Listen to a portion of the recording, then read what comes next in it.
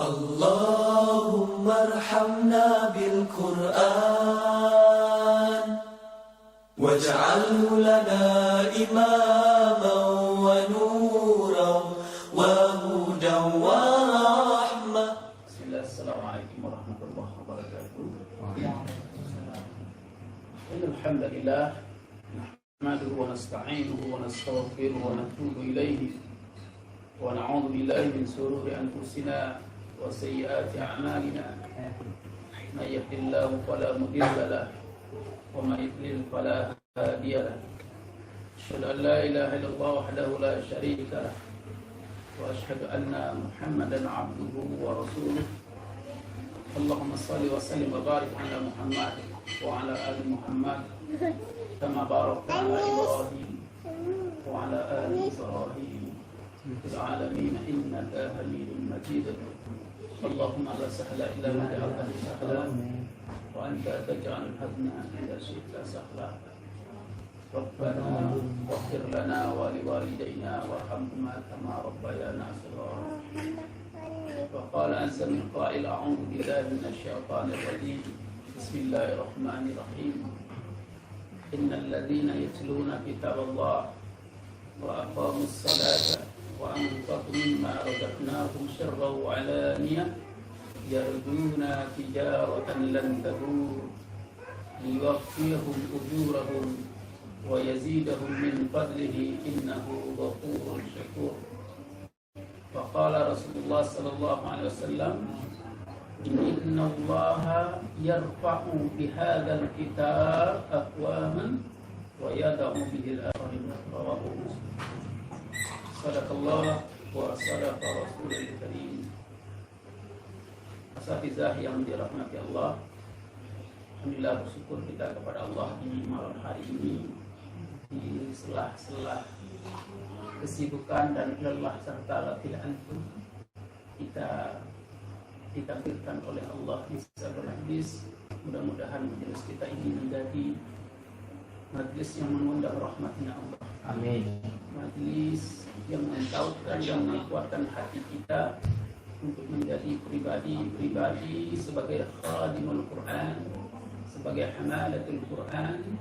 Kita tahu bahwa keutamaan yang paling mulia itu ada pada Al-Quran, dan hidup ini tidak ada artinya, bahkan endingnya akan mengantarkan kepada kebinasaan manakala kita jauh daripada Al-Quran.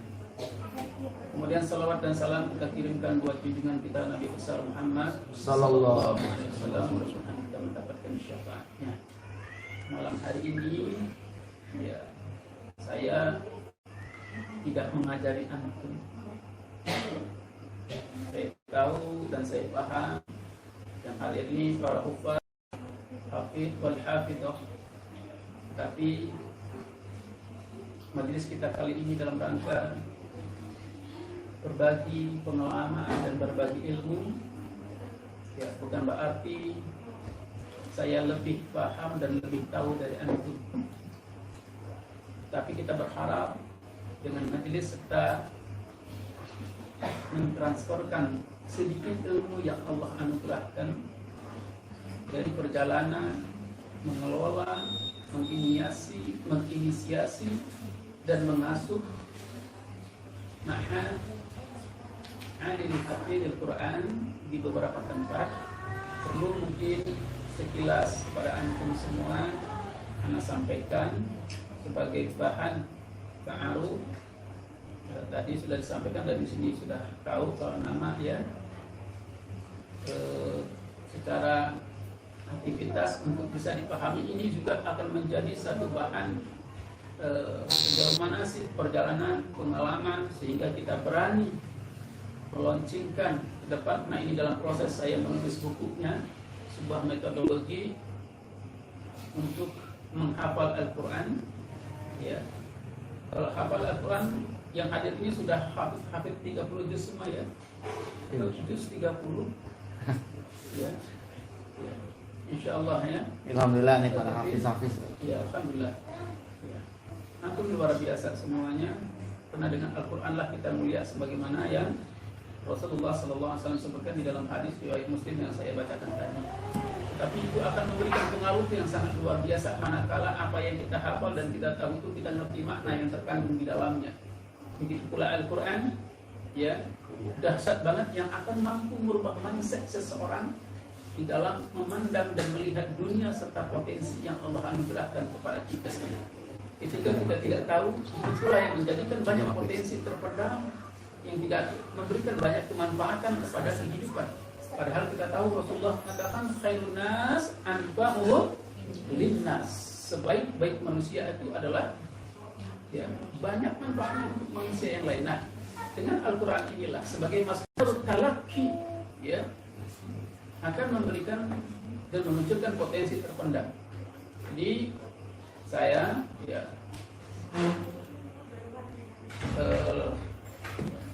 mengelola dan mengurus pesantren ini sejak 2008, menginisiasi ma'had-ma'had. Waktu itu saya sebagai Biro Pendidikan dan Kaderisasi di Dewan Dakwah Jawa Tengah, ya, Dewan Dakwah Jawa Tengah menginisiasi, mengedukasi, ya, bagaimana melahirkan sebuah ma'had ali, apa saja yang harus dipersiapkan. Sampai 2013, kemudian 2013 dengan beberapa nasihat dan masukan yang disampaikan, akhirnya saya mandiri mencoba merintis ma'had sendiri, ya, dan melahirkan ma'had Ihya Al-Quran. Dan murid pertama saya itu Ustazah Mega 2017, ya. Tahun 18, murid kedua berarti ya. Ustazah Mega itu murid kedua, ya. Nah, dalam perjalanannya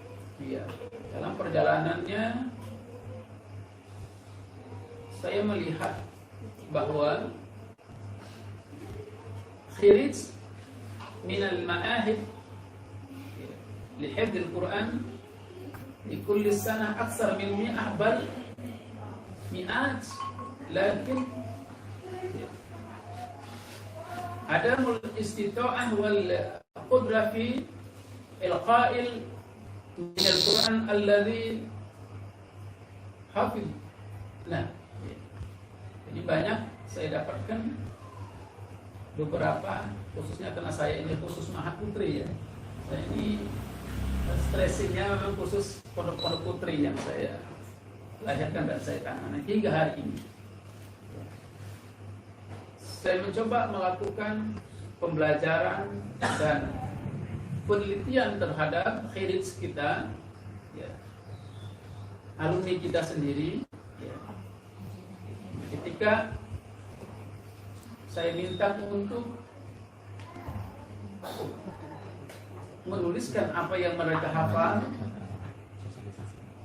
ini menjadi catatan besar. Ternyata banyak apa yang ditulis tidak sesuai dengan apa yang dihafalkan, apalagi maknanya. Mungkin kita biasa membaca surat Al-Fatihah, bahkan disuruh menulis surat Al-Fatihah yang hafal 30 juz, itu santri saya sendiri, ya. Hafal 30 juz sekali duduk. Yang saya tes, tulis surat Al-Fatihah. Dia hafal, tapi nulisnya ini. Nah, akhirnya berangkat dari beberapa kasus-kasus seperti itu, saya berpikir, bukankah ya, Al-Quran itu akan mampu memberikan perubahan pada seseorang ketika dia tidak hanya sekedar membacanya. Bukankah di dalam surat Muhammad ayat 24? Nada Mega? Muhammad ayat 24. Laila. Afala yatadabbaruna al-Qur'ana am ala qulubihim aqfal. Ayat ini sering kita baca. Ayat ini hafal kita. Bahkan sering kita baca. Bagi yang sering membaca. Tetapi mereka tidak memahami makna yang terkandung di dalamnya. Sehingga ini tidak mampu memberikan sebuah perubahan terhadap apa yang dia baca.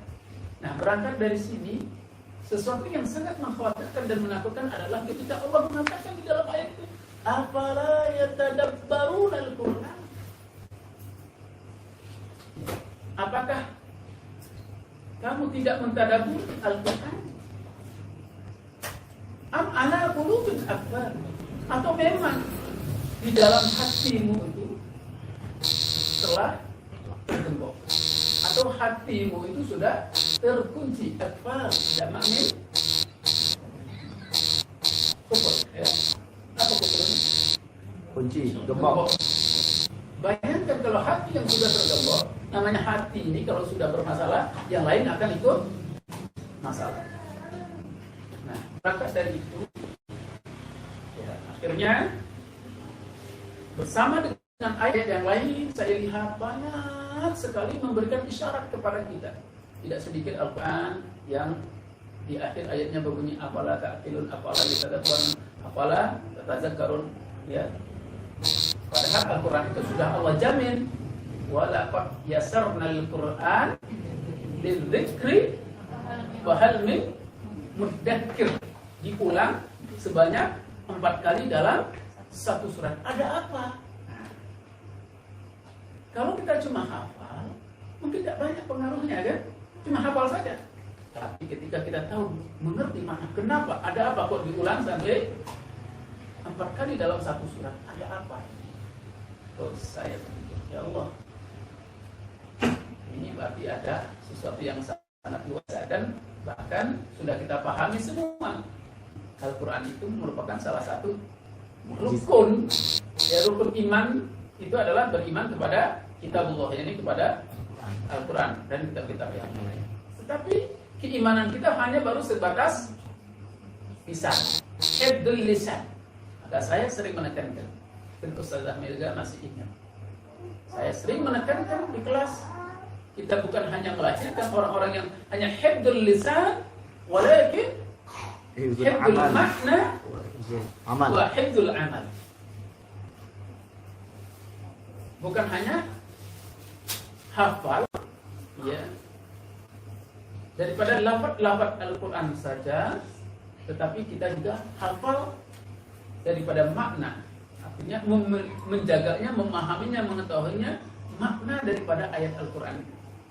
Anak kalau boleh bertanya, antum semua ini yang kemarin sudah pernah ujian sekali untuk 30 juz Ustazah Mega, anak tanya, antum anak suruh tulis, yakin tidak kira-kira di antara 30 juz, ya, anak kasih tulis, suruh tulis, yakin tidak betul? Insya Allah biar ada praktek kemarin itu. Oh, sudah praktek, kalau sudah, ya. Kalau yang sudah praktek sudah cara menulisnya, kena menggunakan yang menebalkan itu. Bukan, biasa kalau setelah menghafal satu kode langsung praktek. Oh, ya. Bagi yang sudah mungkin akan bisa. Tetapi mereka yang hanya hafal dan belum melakukan hal yang seperti itu, dia akan kebingungan. Tapi saya lebih yakin lagi kalau saya tanya maknanya, 30 juz itu apa sudah ngerti makna semuanya. Insya Allah antum yang di hadapan Gus Hasbi wal murtati qurba wal asifati asbab ma'ana. Pas. Nah ini PR. Pas. Ayo guys, pegang ini. Ya. Mungkin begitu banyak ya. Ya itu saja satu contoh kan. Iqtarabatis sa'ah itu masih mungkin bisa ilmu nahunya masih menyangkut iqtarabat ya. Nah, dia melihat akar katanya iqtarabat ya dari qarab. Oh dia bisa. Tetapi kalimat-kalimat yang ya asing dihafal. Nah itu kesulitan. Nah, berangkat daripada kasus-kasus yang seperti itulah saya mencoba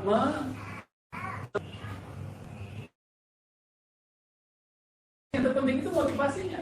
Metodenya simpel banget. Tidak sampai 5 menit aku sudah cuma gitu, tok aja. Tapi motivasinya.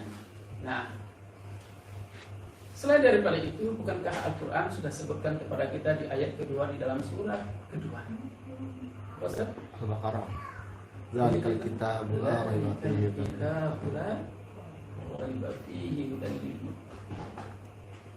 Nah, berangkat dari ayat inilah. Ya.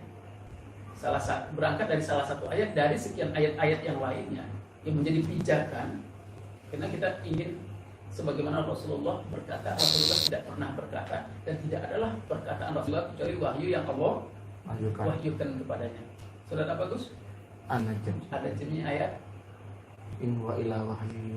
wa ma yantiqu anil hawa In huwa in huwa illa wahyu yuha. Kita ingin seperti itu. Belum lagi kalau ini saya kaitkan dengan gerakan kemandirian umat dalam urusan ekonomi. Wah, ini akan luar biasa lagi. Ya, nanti kita akan lihat mengapa ini sangat luar biasa. Ya. Sebelum kita masuk ke sini, kembali. Ya. Di ayat kedua, surat kedua ini kita hafal. Coba kita tulis. Tidak semua orang yang sudah hafal itu bisa menulisnya dengan benar. Hanya perlu metode ini. Tidak semua orang yang sudah bisa menulis dan menghafalnya dan dia paham artinya. Begitu pentingnya metode ini. Kemudian di ayat yang lain kita lihat dari sisi keutamaannya dalam perspektif pahala. Ya, dalam perspektif pahala. Ketika kita membaca Al-Quran, apa kata Nabi? Wala aqulu alif lam harfun. Man qara'a harfan min kitabillahi falahu bihi Hasanah. hasanah. Bikul hasanah. Fal hasanatu bi asyri amsalha. Wala aqulu alif lam Harfun. walakin Alifun harfun lam harfun mimun. Masya Allah. Kita hafal di hadis, tapi terkadang kita tak tahu makna terkandung di dalamnya. Motivasi yang sangat luar biasa. Ya. Dari Rasulullah SAW. Siapa saja yang membaca Al-Quran, maka baginya ada kebaikan. Dan setiap kebaikan akan dibalas dengan 10 kebaikan. Satu huruf itu dibalas 10 kebaikan. Dan aku tidak mengatakan alif lam itu satu huruf, tapi alif satu huruf, lam satu huruf, mim satu huruf. Ya. Bayangkan kalau sehari kita baca 1 juz. Semua ibu-ibu one day one juz biasa ya. Bahkan mungkin one day 3 juz ya. 5 juz. 5 juz. Yes. Bagi juz jambu, juz tomat, sore juz tomat ya. 3 juz. Karena dia ingin jaga kebugaran. Bayangkan kalau one day one juz kita lakukan menjadi daily activity, kebiasaan harian kita, ya. Aktivitas harian kita, tapi 1 juz berapa huruf? 1 Banyak. Banyak. Kalikan aja. Imam Syafi'i sedang hitungnya. Artinya kalkulasi matematikanya 10 kali taruhlah 1000 misalnya ya. Berarti 10.000 pahala. Itu kan kalkulasinya manusia. Kalkulasi Allah Allah yudha'ifu liman yasha. dilipat gandakan. Itu perspektif ajr min indillah. Bahkan al-hasanah dalam hadis riwayat Ibnu Mas'ud dikatakan apa? Ya. Innal hasanata yudhibnal sayyi'ah. Maka makna hasanah di sana ketika kita membaca Al-Qur'an, 1 huruf yang kita baca itu mendapatkan 10 akan menghapus keburukan yang kita lakukan. Dahsyat banget. Dahsyat banget. Ya. Ini akan menjadikan sebuah sesuatu yang memberikan perubahan yang luar biasa dalam kehidupan pribadi kita, keluarga kita, masyarakat kita, bahkan lembaga yang kita didik. Ya. Belum lagi Al-Quran itu dikatakan. Tadi dalam hadis riwayat Muslim apa? Innallaha yarfa'u bihadzal kitab aqwaman wa yad'u bihi akharin. Masya Allah. Allah dengan Al-Quran inilah akan mengangkat satu kaum dan akan menghinakan yang lainnya. Ingat antum semua, Al-Quran diturunkan kepada Rasulullah melalui siapa? Malaikat Jibril. Malaikat yang ditugaskan oleh Allah menurunkan Al-Quran. Dalam pelajaran yang kita pahami dia menjadi malaikat yang paling mulia di antara Sayyidul malaikat. Karena dia berinteraksi dengan Al-Quran. Nabi yang Allah turunkan kepadanya Al-Quran menjadi Sayyidul Anbiya. Sayyidul Anbiya. Ya. Negeri-negeri yang diturunkan Al-Quran menjadi negeri mulia. Makkah menjadi Negeri yang mulia. Makkatul Mukarramah. Madinah Munawwarah. Orang yang berinteraksi dengan Al-Quran, maka dia akan mendapatkan apa? Kemuliaan. Sampai dalam hadis disebutkan Mensyafaati. Inna lillahi ahlun. Ya kan? Iya. Allah mempunyai ahli dan keluarganya. Orang khususnya Allah. Siapa mereka? Ahlul Quran. Ahlul Quran. Tidak, orang istimewanya Allah. Wa khas orang istimewa. Siapa saja yang bersentuhan dengan Al-Quran, dia akan istimewa. Saya tadi katakan yang aktivitas sebagai khadimul Quran, saya katakan sebagai khadimul Quran. Apakah setiap khadim itu hina? Aku lihat khadimul Haramain siapa? Raja Salman. Luar biasa ya. Kenapa kita tidak mau menjadi raja untuk diri? Itu yang harus kita tanamkan, motivasi ini di dalam diri kita. Ya, kalau metodologi itu simpel banget. Itu hanya trik dan retorika. Tapi yang terpenting ini motivasi ini yang harus kita pahamkan kepada diri kita. Belum lagi kalau kita menjadi hufaz, janji Allah berikan mahkota untuk orang tua, ya baju besar, banyak sekali. Kalau kita ingin bicara tentang manfaat daripada Al-Quran dan fadilatul Quran, apalagi kita memiliki menguasai ilmu Al-Quran wa ma yata'allaqu bihi, ya, luar biasa banget. Ya, ini yang harus kita pahami bersama. Selain daripada itu, bukankah Allah sebutkan tadi di dalam ayat yang di mukadimah saya bacakan, surat apa itu?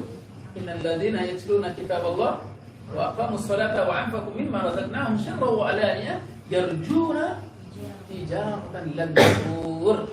Apa makna tijaratan lan tabur? Perdagangan yang tidak akan pernah. Tijara lan tabur. Tidak akan merasa rugi. Tidak ada pernah ruginya.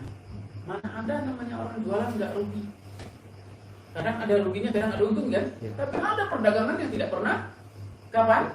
Ketika 3 amal yang disebutkan dalam ayat itu, salah satunya ya, yang pertama adalah innal ladzina yatsluna. Itu ayu fi'lin. Fi'il mudhari, fa'ilatul mudhari. Hal wal mustaqbal. Nah, salah satunya lil istimrar. Ya. Nah, selain dari yang disebutkan lil istimrar, artinya apa? Orang yang senantiasa dan selalu membaca Al-Quran. Tapi kita sebagai para hufaz, ya, yang senantiasa membaca Al-Quran itu, ya, Allah katakan apa? Ya, mereka itu yang melakukan ketiga amal, baca Quran, menegakkan sholat dan berinfak dari apa yang Allah rezekikan kepadanya. Ya, sungguh mereka telah melakukan transaksi jual beli yang tidak pernah rugi. Untung terus. Ya, liyuwaffiyahum ujurahum. Ya, Allah sempurnakan bagi mereka rewardnya. Untuk mereka apa? Ya, liyuwaffiyahum ujurahum wa yazidahum min fadlih. Allah akan tambahkan fadilah, keutamaan dunianya Allah berikan. Kita kalau dekat berinteraksi, belajar dan mengajarkan Al-Quran, dunia akan datang. Ya, saya merasakan sendiri, ya, menginisiasi, merintis mahat pesantren. Ya, Allah datangkan. Saya pernah ditransfer orang karena saya ini uang 500 miliar cash. Jadi bodoh saya. Pernah itu terjadi. Kita nggak usah cari dunia, cari saja akhirat. Tapi untuk mendapatkan akhirat itu dunia adalah sebagai medianya. Dan kita diuji, betul lah kamu tuh mengajarkan Al-Quran? Betul nggak imanmu terhadap Al-Quran? Karena orang beriman itu pasti akan selalu diuji. Apa kata Allah? Hasiban nas ayyutraku ayyakulu amanna wa hum la yuftanun Wa laqad fatanna alladziina min qablihim fala ya'lamanna Allahu alladziina sadaqu wa la ya'lamanna alladziina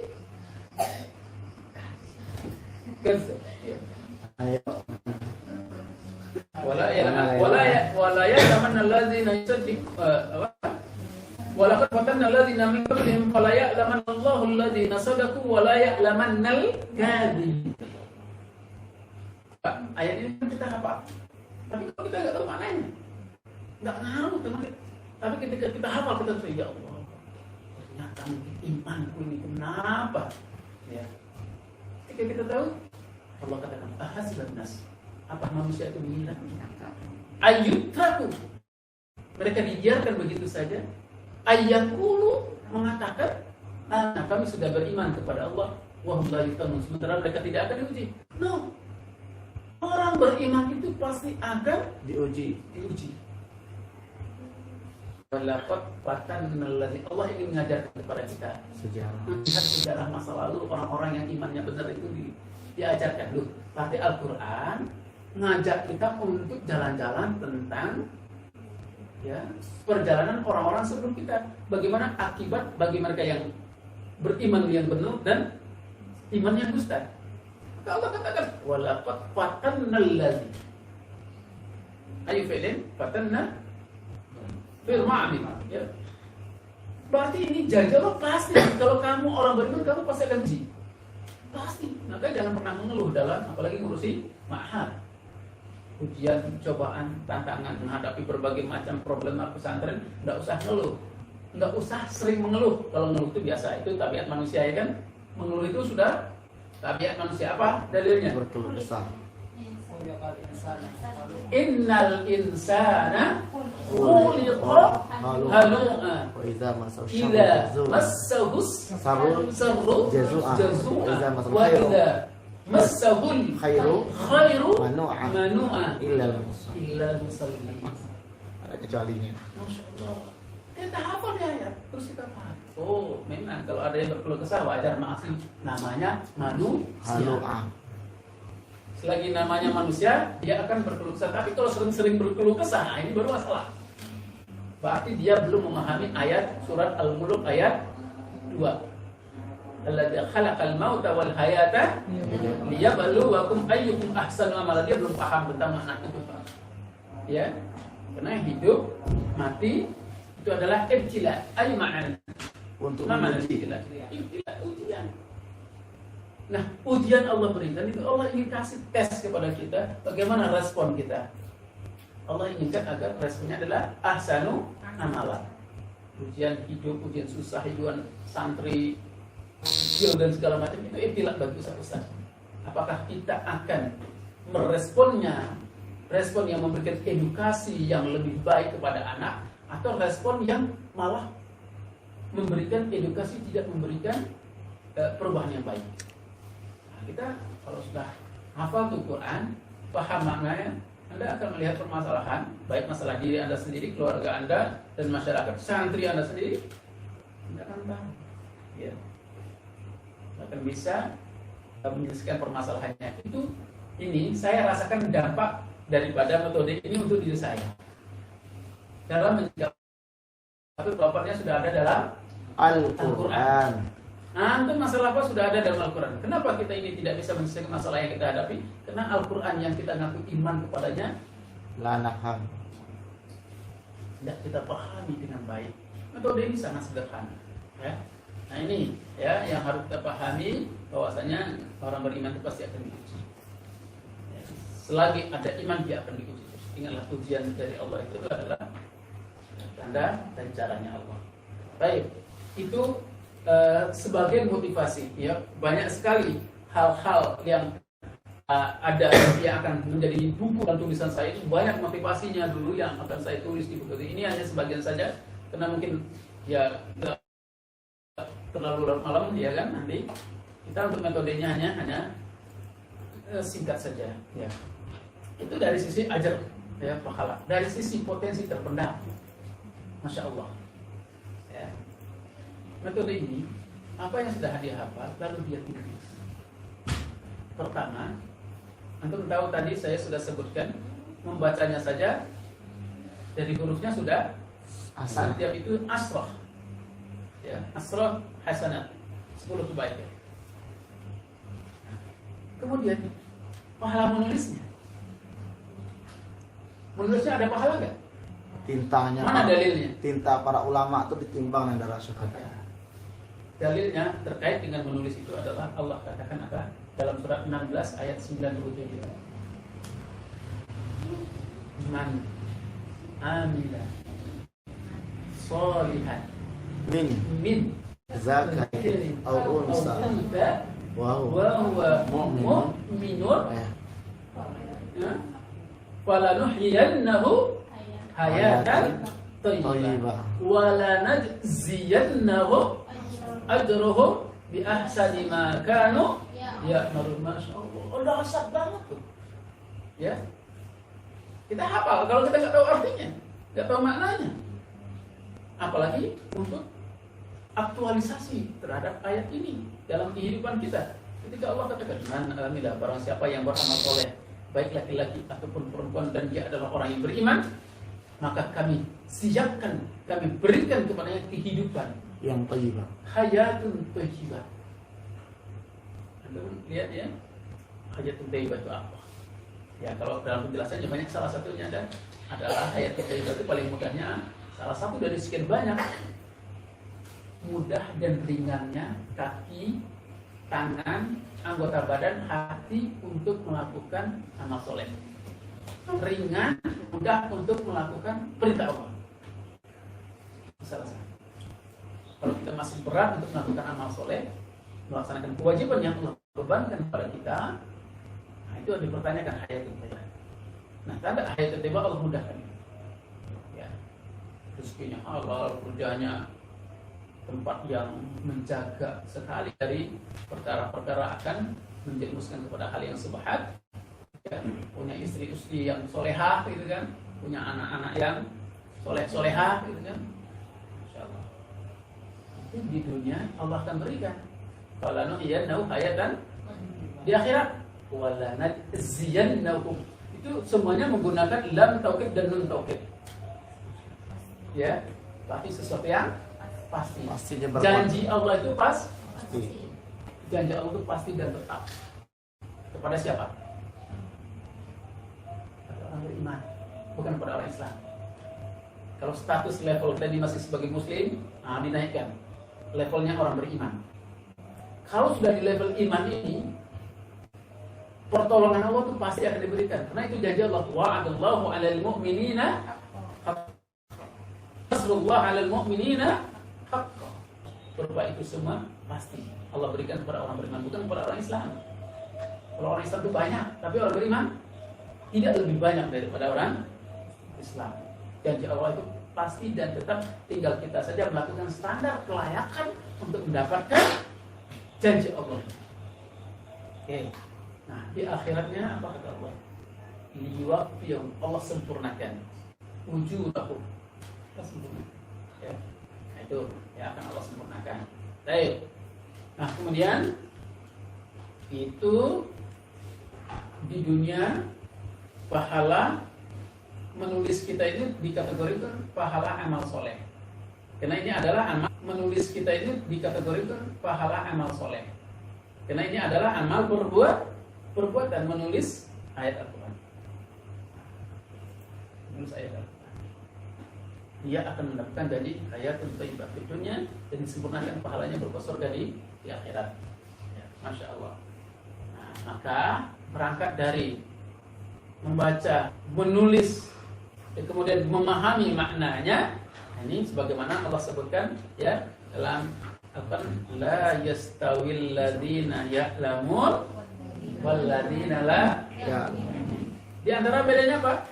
Yarfa'illahu alladzina amanu minkum wal ladzina utul ilma darajat. Ya, Masya Allah. Kalau kita paham maknanya luar biasa ya. Tapi kalau cuma kita hafal, nggak banyak ngaruhnya. Masuk ke otak kita, tertanam, tersimpan di otak bawah sadar kita, masuk ke hati kita, menjadi aliran darah kita. Maka saya sering mengatakan kepada santri-santri saya, Saya mempersiapkan kader di sini, bukan hanya orang yang hafal Quran, tapi dia mati di masyarakat. Bukan itu. Tak mampu mengimplementasikan dan aktualisasi daripada ayat-ayat Quran terhadap kebutuhan umat, tak mampu dia berikan, bukan itu. Maka semangat bagaimana Al-Quran itu menjadi aliran darah kita, dan kita ini menjadi ayat-ayat Allah yang merayap permukaan bumi ini, yang akan merubah mindset kita. Itu terjadi manakala apa? Tidak hanya iman tapi ilmu tentang Al-Quran. Ya, khairukum man ta'allama al-Quran wa 'allamahu. Kalau hadis, teori-teori tentang fadilah, wah itu banyak banget. Anak yakin antum semua sudah hafal, sudah mengajarkannya di kelas. Tinggal sejauh mana itu mampu masuk ke kepala kita ini, tertanam di otak bawah sadar ini, menjadi semangat dan motivasi. Selain kita belajar sendiri dan kita ajarkan kepada anak-anak kita. Nah, sekarang kita masuk ya berkaitan dengan metodologi hikmah. Silakan Ustaz Usman tolong dibacakan dulu. Biar Hikmah adalah sebuah metodologi pembelajaran Al-Quran yang dikembangkan di Pondok Pesantren Ihyaul Quran Wonogiri. Santri yang sudah hafal atau menghafal Al-Quran menulis ulang ayat yang sudah dihafal beserta artinya. Juga catatan kecil dari makna yang dipahami dari setiap 10 ayat yang telah mereka tulis. Dalam metode ini, setiap harinya hanya 10 ayat saja, tidak boleh lebih ataupun kurang. Metodologi ini mampu memberikan dampak multi efek dan melahirkan multi talenta pada santri yang menjalankannya sesuai metodologi. Dengan perangkat yang cukup sederhana dan tidak membebani, maka mampu menciptakan suasana dengan yang rileks dan nyaman dalam proses pembelajaran. Cukup hanya Al-Quran terjemah harfiah dan tafsir Al-Quran per kata Maghfirah Publishing, serta buku tulis ukuran folio yang tebal dan pulpen atau pena. Dalam rangka mendidik masyarakat untuk berinteraksi dengan Al-Quran, Buya Idris Al-Sumatrani atau yang dikenal dengan nama Ustaz Ardiansa Rosad Daraminang kelahiran Bengkulu tahun 1975 ini melakukan strategi pembelajaran KM Gemma, Keluarga Muslim Gemma Membaca dan Menulis Al-Quran. Sebuah gerakan dakwah untuk mendidik setiap keluarga muslim bukan hanya membaca tapi juga menulis satu hari 1 ayat saja beserta artinya. Yang mana setiap keluarga muslim akan menyelesaikan penulisan 30 juz selama 17 tahun 9 bulan 10 hari. Bila setiap individu muslim, keluarga muslim menjadikan ini sebagai model dan gaya hidup keseharian mereka, maka dapat dipastikan akan melahirkan masyarakat yang agamais, santun, dan suasana kondusif dalam interaksi masyarakat yang selanjutnya menjadi negeri yang baldatun thayyibatun wa rabbun ghafur. Bato Rogu Wonogiri 4 Muharram 1444 Hijrah 2 Agustus 2022. Jadi ini ya menjadi satu bentuk metodologi pendidikan untuk pesantren dan juga saya kemas untuk mendidik ya keluarga muslim. Kalau keluarga muslim hanya 1 hari 1 ayat, karena kita tahu tadi tabiat manusia itu sulit istiqomahnya, ya kan? 1 hari 1 ayat itu sangat luar biasa. Bayangkan masyarakat kita. Kemarin saya tes langsung di Majelis Taklim yang ada di Solo. Saya suruh maju menulis surat Al-Fatihah juga salah. Al-Fatihah saja. Saya tanya arti juga tidak. Ya. Tetapi ketika kita coba, Masya Allah, 1 hari 1 ayat dia lakukan. 30 hari 30 ayat. Tidak saja dia hafal. Dan nanti maknanya dan bisa menulisnya. Dan ternyata menulis itu juga 15% memori kita itu ada di ujung jari. Begitu saja dengan hafal, terus kita tulis. Ini akan memberikan daya dorong, daya ingat kita lebih. Padahal mereka biasa setiap tahunnya baca Quran khatam, apalagi di Ramadan bahkan sampai 10 kali khatam baca Al-Quran. Tapi kualitas keimanannya tidak banyak perubahannya. Selesai Ramadan begitu lagi selesai Ramadan, begitu lagi. Tapi ketika kita edukasikan pola metodologi seperti ini, masya Allah, ya selain hafal, dia tahu artinya, mempengaruhi mindset dan pola pikirnya.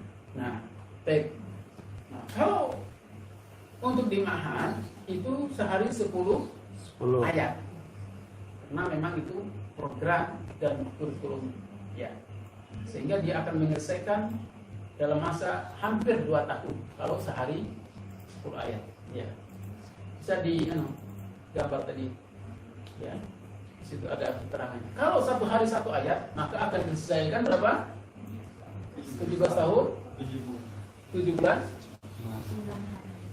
Tapi yang berat itu adalah istiqomah. Tetapi bila mana ini menjadi sebuah kurikulum ketetapan yang ditetapkan di lembaga, maka ini akan bisa terlaksana. Dengan kita mencoba mengaturnya dengan materi-materi pembelajaran yang lain. Nah, berangkat dari metodologi itu, akhirnya saya mencoba menata ulang untuk menjadi sebuah kurikulum yang akan kita buat RPP-nya, segala macamnya, ketika kita akan mengajarkan metode ini. Ya, itu ada pengembangan-pengembangannya. Baik, kita lihat bahwa Allah juga sudah menjanjikan kepada kita, walaqad yassarna fil Qur'an, ya, walaqad yassarna al-Qur'an lidzikri fahal mudzakkir. Itu janji Allah, pernyataan Allah, ya. Sungguhnya menghafal Al-Quran itu mudah, tetapi kalau kita tanya kepada orang sulit, berarti kita telah mengisi apa yang Allah katakan. Ini keyakinan, ya. Keyakinan ini, kemantapan iman dan hati kita kepada Al-Quran ini yang terkadang masih banyak tidak dipahami karena tidak mengerti. Allah sendiri mengatakan demikian. Kenapa kita katakan sulit? Sebenarnya bukan sulit, kitanya yang tidak istiqomah menghafal. Dulu di Ma'had kan sebentar-bentar sariawan, migren, ya, asam lambung, macam-macam lah penyakitnya, ya kan?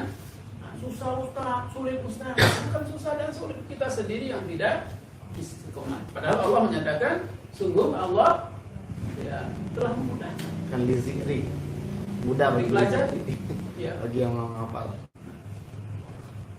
Kemudian, bila kita melihat, ini harus kita pahami, ya, Al-Quran yang berjumlah 30 juz, 1 juznya 10 lembar ini kan memang Al-Quran untuk tahfidz yang kita gunakan, ya, kita gunakan untuk hafalan yang sudah di setel sedemikian rupa, ya, di Al-Quran lil hifz itu sudah hampir seperti.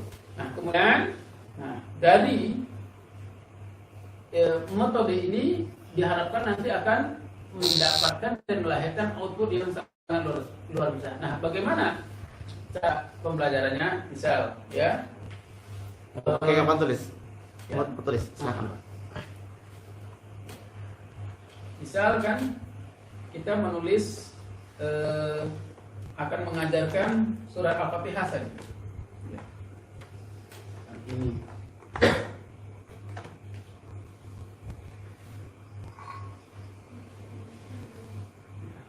Al-Fatihah. Yang akan kita ajarkan pertama dalam metode logi Iktima ini. Nah, saya sampaikan dulu Iktima. Ya.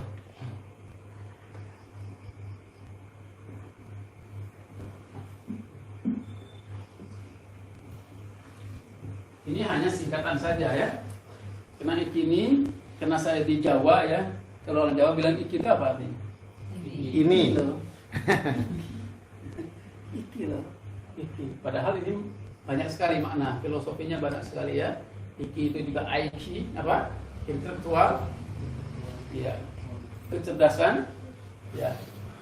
Kemudian iki juga singkatan dari Ihyaul Quran. Ihyaul Quran artinya menghidupkan Al-Quran. Tadi menghidupkan Al-Quran bagaimana? Kita hafal, benar menulisnya, paham maknanya, dan dia menjadi aliran darah kita, sehingga kita ini menjadi ayat-ayat Allah yang merayap di permukaan bumi. Begitulah Al-Quran akan memberikan pengaruh dalam kehidupan. Kalau Al-Quran semua hafalan saja, nggak ada yang ngaruhnya. Ketika Al-Quran mengajarkan kepada kita tentang bagaimana kisah para orang-orang soleh di masa lalu, ya, sehingga mereka mendapatkan titel orang-orang yang Allah berikan nikmat kepada mereka. Kan setiap hari kita baca itu kan dalam surat Al-Fatihah, kan kita minta sama Allah, ihdinas siratal mustaqim, siratal ladzina an'amta 'alaihim. Siapa mereka yang alladzina an'amta 'alaihim? Minan nabiyyin was-siddiqin was-syuhada'i was-shalihin. Surah apa? Syuhada was-shadiqin was-shalihin. Berarti dalam sholat kita minta juga agar kita seperti mereka yang mati syahid. Berarti boleh nggak kita niat mati syahid? Harus. Wajib, karena kita minta, diperintahkan oleh Allah. Jadi apa tujuan hidupmu? Apa tujuan saya ingin mati syahid? Boleh, bukan salah niat itu. Niat kita ridho Allah. Itu betul secara teoretik. Aplikasi yang pernah, ya, aksi yang pernah terjadi itu syuhada. Tapi kalau untuk menjadi nabi kan tidak sudah habis masanya, ya, sudah tak ada jatah lagi kan. Nah, kemudian menjadi orang soleh, orang sidik untuk meraih kesyahidan. Oke. Menghidupkan Al-Quran. Gemah ini, ya.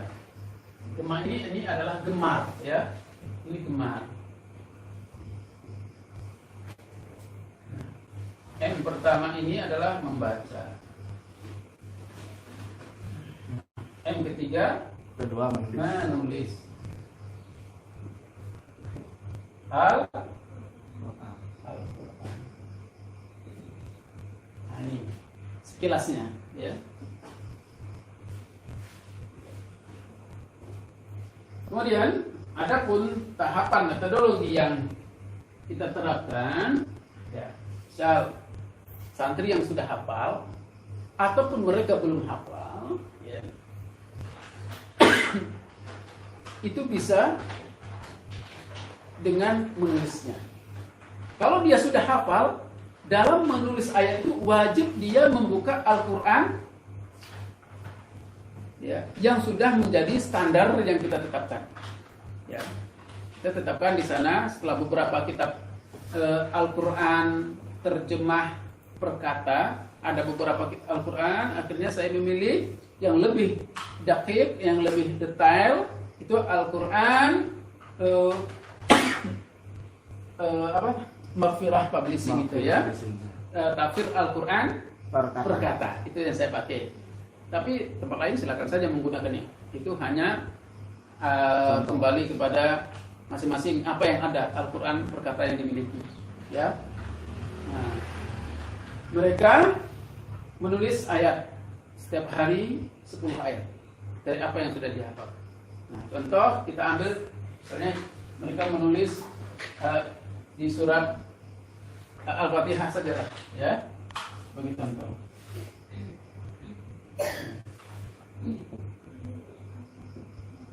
Bismillahirrahmanirrahim. Ini ayat 1 kan? Di Al-Fatihah. Yang ikhtilaf. Ya. Bidunil ikhtilaf inda dzilmi. Nah, ini sudah terlihat di Al-Fatihah ini ayat 1. Ya, maka dia disebut dalam kitab Ulumul Quran itu sab'u mathani. Tidak ada yang mengatakan situ masani. Pernah dengar sebutan Al-Fatihah situ masani? Tapi sab'u mathani. Kenapa? 7 ayat yang selalu berulang-ulang. Baik. Nah, di sini nanti setelah mereka hafal, mereka menulisnya. Menulis dengan melihat Al-Quran terjemah. Melihat tulisan Al-Quran yang benar langsung. Ya, Al-Quran yang benar langsung tidak boleh dia menulis kalau sudah hafal lalu dia mengira-ngira. Itu tidak boleh. Dalam metode ini dia harus melihat Al-Quran. Walaupun dia sudah hafal, dari ayat yang sudah dia hafal itu dia tulis dengan melihat Al-Quran. Melihat yang benar langsung. Jadi yang dilihat pertama itu adalah yang benar, bukan berdasarkan kira-kiranya, ya, tapi berdasarkan yang benar daripada Al-Quran yang telah digunakan. Nah, dia melihat, oh, tulisannya seperti ini, ya. Setelah itu dia menulis per kalimat. Dulu awalnya idealis saya, ya, itu di pondok itu mereka menulisnya pakai Arab, apa namanya? Arab gundul. Arab pegon. Pegon. Ya. Tapi ternyata kan kesulitan juga, karena ya banyak kesulitan, ini akan semakin lama prosesnya. Sementara target kita, ya mereka paham dulu maknanya. Tapi kalau dia mampu menulis, dan ini akan menghidupkan kembali budaya masyarakat Muslim menghidupkan tulisan Arab. Ternyata tulisan Arab ini, masya Allah. Kita lihat imam-imam dan seperti Syekh Al-Bantani. Anawi Al-Bantani. Anawi Al-Bantani itu kan orang Indonesia kan? Banten. Orang Banten kan? Banten Indonesia ya? Ya jelas. Belum Itu ternyata dia menulis kitab-kitabnya menggunakan bahasa Arab dan menjadi rujukan orang-orang Arab sendiri. Luar biasa. Maka kalau kita ingin nulis ya pakai bahasa Arab itu akan lebih baik. Nah, kita ingin mencoba pakai bahasa Pegon itu, tapi ini menjadi berat dan makan waktu yang lebih. Akhirnya kita pakai bahasa Indonesia. Jadi mereka akan menulis berdasarkan Al-Quran yang terjemahan per kata, mereka akan tulis di bawahnya. Ya, anak-anak ini akan menulis ismi, ya ditulis dengan nama Allah, ya. Ar-Rahman, pengasih, penyayang. Ini ayat pertama mereka akan tulis. Jadi setiap ini dia akan menuliskan maknanya sesuai dengan perkalimat Bismi Allah, Ar-Rahman, pengasih, Ar-Rahim, penyayang. Ya. Ini kita hanya terjemah lafdiyah. Ya, kalau ingin lebih sempurna ya kita nanti pelajaran tafsir. Ya, karena kita hanya ini untuk mengetahui makna per kalimat, ya. Begitu seterusnya sampai ayat yang ke-7. Ya, sampai ayat yang ke-7. Nah, ini ya, Masya Allah. Ya. Ternyata ini akan memunculkan, selain dia paham maknanya terkandung di dalamnya, ya, benar cara penulisannya, ini akan melahirkan yang dibaca Gusman ya tadi, ya yang dibacakan tadi, ini akan memancing dan melahirkan potensi terpendam. Ya, apa? Setelah dia menulis ini Al-Fatihah saja, ini akan memunculkan potensi terpendam tentang apa yang terkandung di dalam surat Al-Fatihah ini. Belum lagi sampai kepada ayat-ayat kisah-kisah, ya, kisah-kisah Nabi, kisah-kisah tentang jual beli, cerita tentang haji umroh. Loh, ada cerita yang menarik. Ada cerita tentang Marwah, Safa, bercerita lagi tentang musim panas, musim dingin, ada jual beli, ada perdagangan. Kenapa? Kalau musim dingin harus ke Yaman, musim panas harus ke Syam. Ada apa? Oh, ternyata cuacanya kalau musim dingin ke sana masih bisa dilewati.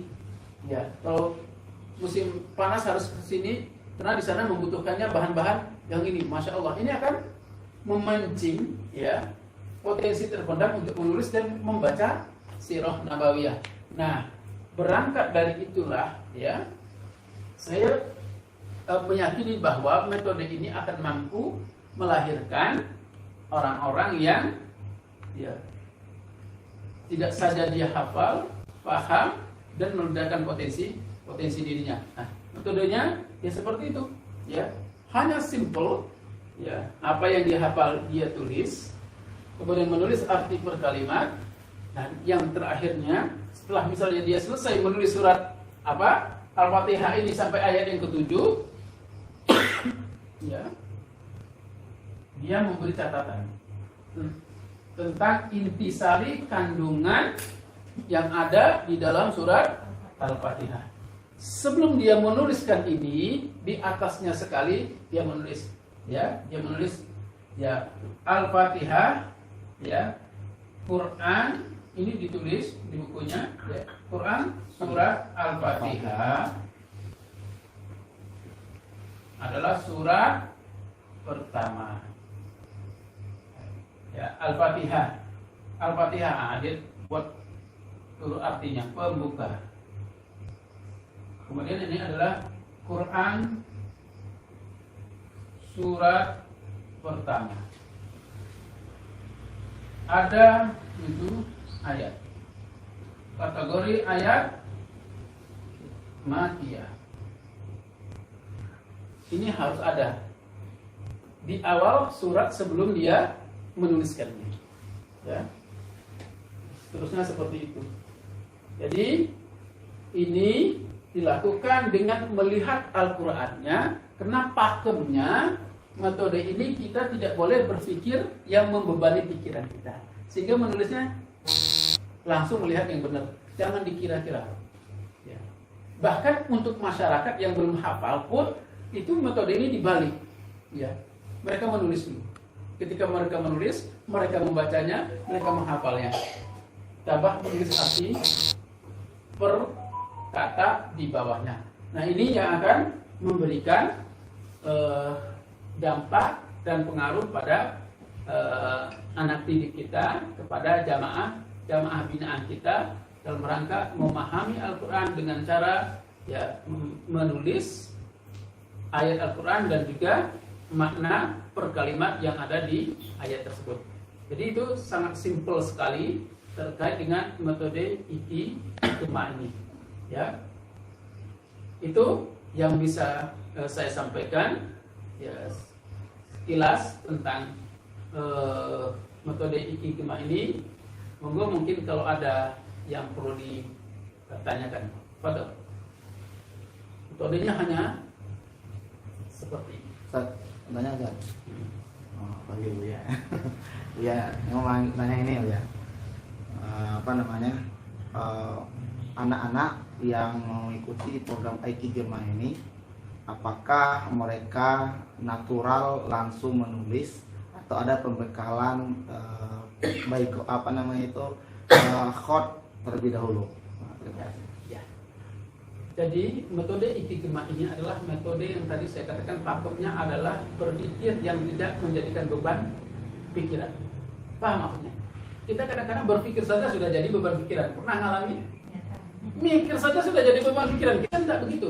Kita nggak mau berpikir yang membuat beban pada pikiran kita. Itu passwordnya ini. Kalau antum menjadikan beban, ya untuk melakukan dan menerapkan metode ini akan kesulitan. Kenapa? Karena telah menjadi beban. Nah, agar tidak menjadi beban, tadi ketika akan menulis kita langsung melihat. Nah, terkait dengan anak apakah ada apa tadi? Pembekalan cara menulis. Hot ya. Nah, sekali lagi metode ini ya mereka tidak ada ketentuan hot untuk menulisnya. Silakan mereka menulis sesuai dengan hotnya masing-masing. Hot Deweni. Nah, hot nafsi. Nafsi ya. Deweni bisa nafsi bisa. Hot nafsi. Ya silakan. Nanti kenapa? Dengan metode ini dia akan melihat nanti perubahan sendiri. Ya, model tulisan pertama kali menulis Al-Quran sama nanti hasil tulisan setelah selesai menulis 30 Al-Quran, 30 juz Al-Quran. Nah, ada penhot itu nanti silakan di pelajaran yang lain. Ini silakan menulis sendiri. Memang ada. Dan ini akan menjadi sebuah kebanggaan sendiri. Dan di Mahat kita ini menjadi syarat kelulusan. Selesai menulis 30 juz dengan tangan sendiri. Tanpa bantuan. Ya, tangan sendiri. Ya, metodenya ya dengan melihat Al-Quran yang benar yang sudah menjadi patokan di pondok. Kita Al-Quran ini yang kita pakai. Al-Quran apa itu? Tadi ya. Noviro Publishing. Itu menjadi patokan kita. Jadi tidak ada ketentuan serah khot nafsi. Mau jungkir balik nulisnya miring sini, naik ke sana gitu. Insyaallah karena kita menggunakan buku ukuran folio yang sudah ada garisnya, maka insyaallah tulisannya pun akan mengikuti itu. Tapi ada yang macam-macam lah tulisannya. Berapa halaman yang paling tebal kertas folio itu ada 200 halaman. Tapi bisa jadi sesuai dengan kemampuan, bisa jadi yang anak ini tulisnya kecil-kecil, ada juga yang besar-besar, bisa jadi dia butuh tidak cukup satu buku. Bu ya, ada satu lagi ya, apa nih? Ini kan menulis tadi beliau apakah nulis tadi terserah dia, pokoknya misalnya surah Al-Fatihah tuh bisa tertulis sama dia 3 halaman gitu kan, atau memang dianjurkan mengikuti tuntunan Al-Quran yang sudah ada. Misalnya Al-Fatihah itu kan 1 safhah, hanya 1 safhah saja gitu kan, tapi kemudian nanti misalnya Alif Lam Mim itu kan biasanya Al-Baqarah 1 sampai 5 lain. Apakah ada anjuran seperti itu atau terserah gitu. Jadi khusus untuk Al-Fatihah dan surat Al-Baqarah ayat berapa itu yang tentang dain? Surat iya. Yang terakhir. Sebelum terakhir itu. Yang terakhir. Kecuali itu, yang lainnya 10-10. Oh. Cuma itu kan panjang banget itu kan, 1 lembar 1 wajah sendiri, ya kan? Nah itu 1 halaman itu Satu saja ayat. itu. Iya. Itu sudah banyak sekali, kecuali Al-Fatihah dan itu. Maksud anak tuh gini Ustaz, yang aturan safhah tadi apakah 10 ayat itu 1 safhah atau mengikuti tuntunan yang ada di Al-Quran itu, sehingga nanti kalau di Al-Quran yang asli ayat ini safhah misalnya 300, nah, berarti di yang ditulis sama anak didik kita itu atau kita sendiri itu juga 300. Ada misalnya anjuran seperti itu atau bebas yang penting nulis. Ya. Nah, kita dalam metode ini mereka diharapkan bisa menulis sebagaimana di Al-Quran, sehingga ini akan memberikan pengaruh dan daya ingatnya sesuai dengan apa yang di Al-Quran. Kalau mereka menulis itu dengan sesuai dengan apa, tidak sebagaimana yang tadi, itu akan mempengaruhi dan memperberat untuk daya ingatnya terhadap Al-Quran. Karena itu akan mempengaruhi pojok sekian, ayat sekian, juz sekian, halaman sekian, itu sangat mempengaruhi. Itu, ya Allah. Ya. Silakan, mungkin ada. Kalau anak ada yang kemampuannya dia sekali setor Al-Quran baru setengah atau ada 1 halaman, apakah dia harus paksa juga menulis untuk 1 halaman? Yang 10 ayat. 10 ayat ya. Standarnya 10. Ya. Jadi untuk metode ini adalah tekanan kita adalah menulis ayat. Menulisnya setiap hari. Kalau untuk pondok, untuk santri kita tetap 10 ayat. Apakah dia hafalannya lebih dari 10 ayat 1 hari itu ataupun kurang dari 10 ayat, dia tetap menulisnya 10 ayat. Tapi kan ada 1 halaman itu cuma 3 ayat kan? Ada. Terus gimana? Apa sebagian sikap? Makanya tadi kita sampaikan bahwa untuk beberapa ayat yang panjang-panjang, contohnya tadi kecuali Al-Fatihah, itu kan hanya 7 ayat kan, 1 lembar saja, dan surat berkaitan dengan utang tadi yang 1 lembar, itu kita kecualikan. Nah, adapun nanti ayat yang dalam 1 lembar itu ada 3 ayat, ya kan? Misalnya, nah itu tetap mereka nanti akan kita berikan ketentuan menulis 10 ayat itu, tetap 10 ayat. Sebab itu nanti juga akan memberikan pengaruh terhadap target yang akan kita, walaupun itu nanti menjadi lebih lama, banyak lagi. Dan itu bisa menjadi satu tantangan bagi mereka, bahwa karena ada yang 10 ayat cuma pendek-pendek saja, ada yang 10 ayat. Itu menjadi satu tantangan menutupi istilahnya kalau bahasa orang disubsidi oleh yang kemarin yang 3 An-Najm kan sedikit pendek-pendek itu kan. Enak di sana nanti. Itu Ustaz. Walaupun mungkin di sana ada plus minusnya. Tapi ini menjadi satu bentuk SOP untuk metode Iqidma ini seperti itu.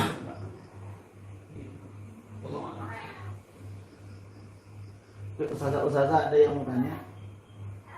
Ustazah Mega ada tanya, Ustazah Mega. Berarti dia tuh nulis hasil hafalan atau hasil melihat? Iya. Jadi karena kalau program Iqidma untuk pesantren yang sehari 10 juz 10 ayat adalah menulis 10 ayat. Apakah dia nanti hafal lebih daripada itu ataupun kurang daripada itu, hari itu dia tetap menulis 10 ayat. 10 itu berarti dalam keadaan membaca. Lihat. Melihat mushaf. Jadi pakemnya itu harus melihat Al-Quran supaya tidak salah. Berarti dengan setelah dia hafal dengan cara membaca dan kalau bahasanya menciplak ya, meniru dari contohnya. Ya. Ketika dia udah meniru, kemudian dia bisa menuliskan kembali dengan ujian kayak tadi di Wonogiri, harus menulis syarat kelulusan. Nah, pertanyaannya ketika dia menjadi syarat kelulusan itu, dia hanya menirukan dalam keadaan membaca, menyontoh, atau memang dia itu menulis hasil tulisan 30 juz itu setelah dia selesai itu menjadi syarat. Kelulusan. berarti itu hasil tulisan dari hafalan awal. Berarti bukan berarti dia tulisan dari standar hafalan kemudian dia mensalin udah dicocok-cocokkan dan dia udah dimutabakokan dengan kalimat. Kalau hafalan 30 juz, setelah hafal 30 juz itu pasti wajib ya. Soalnya dulu pernah juga itu ada pondok yang dia mirip juga tuh kata Ustaz Pandai ceritakan, dulu sempat punya penggambaran seperti ini juga, maka ada tulisan tafsir. Nah, teringat di ada pondok di daerah Subang itu dia metodenya hafal 3 ayat, tulis dalam keadaan tidak meniru. Nah, makanya dia tuh dia hafal langsung dia tulis. Kalau dia salah dia harus hafal lagi susunan kalimatnya boleh dia tulis. Jadi ketika dia itu selesai, dia tuh bisa menulis lagi walaupun dalam keadaan dari awal tanpa melihat. Iya. Sama seperti ini nanti hasilnya akan seperti itu. Tetapi kenapa kita dengan melihat? Kita tidak ingin dia menulis itu berdasarkan dengan dia kira-kira salah apa. Kita ingin yang pertama kali dilihat itu adalah yang Benar. Karena itu akan mempengaruhi. Jadi dia itu kayak skripsi ya. Apa beda? Skripsi itu enggak apa, pokoknya dia punya karya tulis, pernah menulis Al-Quran dengan tangannya sendiri. Jadi kayak bahas ya, kalau nanti kelas 12 Bahas itu boleh, maaf silakan. Itu akan dijadikan dimasukkan dalam perpustakaan dan jadi museum sejarah. Iya. Ya, bahasanya pondok ini telah Itu mengeluarkan. pesantren. Ya. Ya. Kalau untuk masyarakat ini akan sangat luar biasa sekali. Ya. Karena masyarakat kita mungkin tidak per 12 ini. Ketika semuanya masyarakat setiap rumah sehari menulis 1 ayat, berarti kan kampung itu adalah kampung yang dia rumah-rumah itu menulis Al-Quran. Satu hari 1 ayat. Bayangkan, kalau kampung udah per 12 seperti itu, maka ini disebut kampung yang beriman dan bertakwa kan? Nah, kalau kampung ini begini, kampung sebelah sana begini, kampung sebelah sana begini, maka menjadi apa? Kelurahan yang beriman bertakwa. Kelurahan ini seperti itu. Kelurahan sebelah juga seperti itu. Kelurahan sebelah juga seperti itu. Berinteraksi dengan Al-Quran dengan menulis Al-Quran. Berarti kelurahan itu menjadi sebuah kabupaten beriman dan bertakwa. Kalau setiap kabupaten mempraktekkan ini, berarti menjadi provinsi yang bertakwa. Kalau semua provinsi sudah begitu, berarti ini adalah negara yang beriman bertakwa. Itulah negeri Batoro Guru. Singkatan dari apa? Balatun thayyibatun wa rabbun ghafur. Nah, jadi dimulai dari mana? Daripada individu masing-masing. Begitulah Al-Quran mengajarkan kepada kita Usakum ahlikum. Kemudian apa? Berkembang ahli, orang-orang terdekat kita. Wa ahlikum. Kemudian berkembang terus masyarakat kita. Karena ada kewajiban untuk mengedukasi masyarakat. Kalau masyarakatnya seperti itu, kalau Allah katakan lau anna ahlal qura amanu Lafatahna alaihim barakatin minas sama'i wal ardh. Masya Allah. Nah, ini impian kita. Diawali dari apa? Membangun, mengedukasi masyarakat. 1 hari menulis 1 ayat. Kalau setiap rumah sudah menjalankan program itu, kemudian suaminya menulis di rumah 1 ayat, ya suaminya yang menuliskan ayat Al-Qurannya, istrinya yang menulis terjemahnya, kemudian dia bacakan pada anak-anak dan istrinya sehari 1 ayat. Ini ayat kita baca bersama, kemudian dibacakan artinya. Masya Allah. Ini juga menjadi salah satu strategi menciptakan bangunan keluarga yang sakinah, mawaddah, warahmah. Kenapa? Terbangun komunikasi. Jujur saja kita kadang-kadang kita sibuk dengan pekerjaan kita sendiri. Kapan kita duduk bersama anak dan istri kita? Yuk, Abi mau bacakan hadis, bacakan ayat. Tidakkah itu terjadi di kita? Saya juga itu sulit terjadi. Nah, itu harus kita mulai dari sekarang. Mulai hari ini. Duduk, anak-anak duduk. Abi mau bacakan ini ayat. Ini artinya. Ini sudah ada khusus. Luar biasa komunikasi. Ini akan menciptakan luar biasa. Ya. Udah lama tuh Pak ya. Ya nanti kebinya yang baca, abinya yang dengerin. Ya. Nah, ini banyak sekali dampaknya ya. Ya, itu dalam catatan saya mungkin masih banyak yang belum saya ungkapkan ya. Insyaallah. Nah, insyaallah nanti setelah bukunya lahir.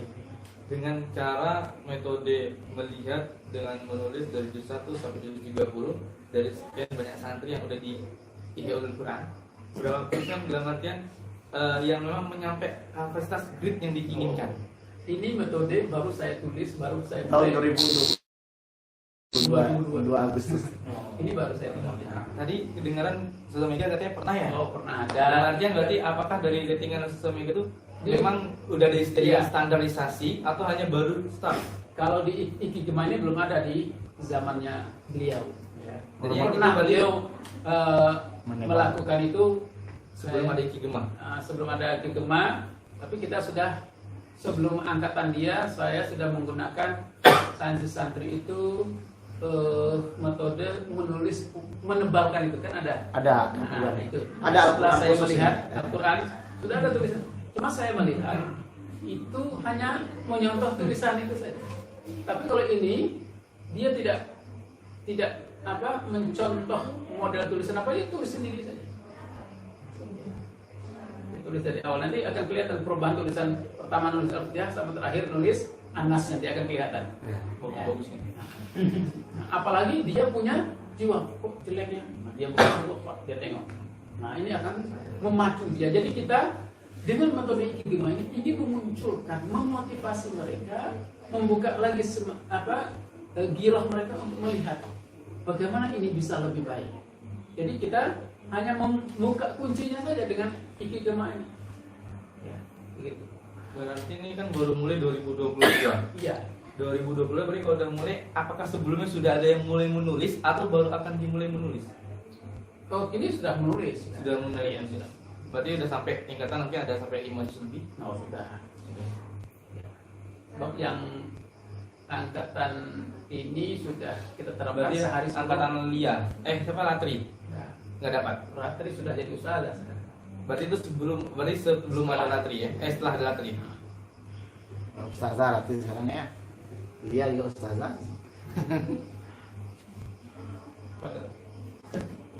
Untuk prakteknya mungkin ke santri-santri kita, ini kayaknya ada 3 masalah nih. Yang pertama, dengan padatnya program pondok yang bukan hanya menghafal Al-Quran, nah, tambahan lagi dengan menulis nanti, Iya. mungkin Akan anak-anak mengganggu terbeban Ya, fisik maupun terbeban pikiran. betul. Yang kedua, sebagaimana tadi setiap hari harus 10 ayat, dan itu dimulai dengan Fatihah, Al-Baqarah dan seterusnya. Ya. Sedangkan Al-Baqarah itu satu pojoknya, satu halamannya, itu mesti nggak ada yang 10 ayat. Ya, betul. 10 ayat itu bisa sampai 1 lembar lebih Betul. atau 2 lembar. Nah itu nanti anak terbebani dengan menulis, sedangkan dia menghafal itu, membacanya juga belum tentu kan. Ya. Nah itu masalah ketiga. Kedua, tapi masalah ketiga, anak-anak dituntut juga kalau bisa halaman yang dia tulis dengan tangan dengan halaman Al-Quran itu harus sama. Sedangkan buku kita APS itu, itu kan 24 baris. Sedangkan anak tuh menulis Al-Quran itu kalau tulisan Arab kan mungkin 1 baris sama dengan Latin kan bisa. Sedangkannya dua baris untuk dijadikan 1 baris yang Al-Quran. Ya. Itu berarti kurang dari, mesti kurang. Kalau 2 berarti cuma 12 saja. Sedangkan Al-Quran yang 14 baris. Itu menyamakannya itu agak susah juga. Oke. Jadi yang pertama kita tadi saya katakan pakemnya adalah kita berpikir yang tidak membuat pikiran. Tapi kalau kita begitu kan menjadi beban. Nah terkait karena itu program kita kan kurikulumnya beda dengan program tahfiz. Beda dengan Ihyaul Quran. Tentu ini karena Ihyaul Quran memang programnya Tahfiz. khusus itu saja. Jadi untuk pertanyaan yang kedua tadi sudah terjawab ya. Karena sana hanya khusus tahfiz saja. Quran. Kalau yang selain itu kan punya materi pelajaran yang lain, materi-materi yang lain, ini beban banget. Maka disesuaikan saja. Karena sana hanya 2 tahun, di sini 6 tahun. Ya adalah mungkin hanya tiga juz, 3 ayat setengah lembar atau berapa disesuaikan. Karena pakemnya adalah jangan jadi beban. karena sini kan bukan program tahfidz murni istilahnya. Kecuali ulia mungkin bisa. Jadi, terkait dengan halaman tadi kalau yang banyak memang itu akan menjadi sebuah persoalan tersendiri ya kan, karena jumlah antara ayat yang ada di Al-Quran itu ada 14 ya 14, sementara di folio itu ada 24, jadi kan cuma 12 belum lagi ditulis dengan terjemahnya kan. Nah, terjemahnya. Nah, tentu untuk apa? Kalau untuk yang lain itu disesuaikan saja. Artinya ya tidak mesti sesuai dengan pojokan karena untuk program yang lain. Nah, adapun untuk di Mahat Ali itu kita usahakan bagaimana mereka bisa untuk menyelesaikan itu. Cukup sesuai dimuat-muatkan. Nah, karena memang harus Akan dicetak juga sesuai keinginan kita juga buku itu ya bisa. nanti bisa kita Kalau mau ngebawa jalan itu kan bisa dicetak. ya. Orang pabrik itu kan tinggal ikut Karena kita. itu metode ini fungsinya adalah untuk membantu hafalan mereka. Berarti kalau yang sekarang yang udah terpraktekkan yang di Al-Quran itu bagaimana cara susunan dalam kertas folionya? Apakah Folio, dia memang ya, 10 ayat gitu atau memang dia mengikuti keadaan yang kayak tadi barusan? Ya. Jadi mereka menyesuaikan dengan kertas folio. Saya kan berarti kalau tulisannya besar, tulisan anak tuh kayak cakar kan berarti dia bisa. Nah itu tadi. Bisa jadi dia akan lebih Kalau banyak itu. kalau yang normalnya mungkin temannya dia bisa jadi segini, gara-gara cakar ayam mungkin bisa begini dia. Kalah makalah tiga dua. Untuk pertama mungkin akan kita menghadapi kasus seperti itu. Tapi nanti Anas udah bagus ya. Maksudnya Anas sih tidak boleh. Yang pertama kita berupaya yang gitu tulisannya. Sini besar, sini kecil, sini besar, sini kecil. Halamannya pun sudah kacau sudah. Tapi memang itu pakemnya, nanti dia akan mungkin tidak akan bisa terrealisasi karena itu tidak akan bisa. Cara memotivasi bagaimana? Motivasi apanya? Kan setiap orang kadang-kadang kan beda-beda tuh. Kalau kata orang BK kan setiap manusia memiliki motivasi karakter yang berbeda. Untuk motivasi yang berbeda. Sekarang bagaimana cara motivasi yang bisa untuk mau pertama, yang kedua yang tidak bisa dia bisa mencoba. Banyak-banyaklah ceritakan tentang orang-orang sukses. Berarti gurunya, ustadznya, baca ya. karena fakir syekh, Layote. maka guru ya sesungguhnya untuk memotivasi anak itu sebagaimana yang kita pelajari ya al ustadz muhim walakin ruhul ustadz ahammu minal ustadz